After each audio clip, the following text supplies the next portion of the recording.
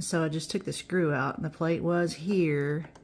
So it's the screw hole with the circle around it, that's what was holding it on. There's nothing holding it on the bottom there. And I have some longer screws, but I'm not sure if you can see this, but it just moves back there. It's kind of rotten. Let's see if I can turn on my flash. Yeah. So, yeah, the screw would be going in right about here. I've got, this is a 1 inch, but I've got a 1 1/4. And I dropped it. But it moves. Wood glue? I'm not sure.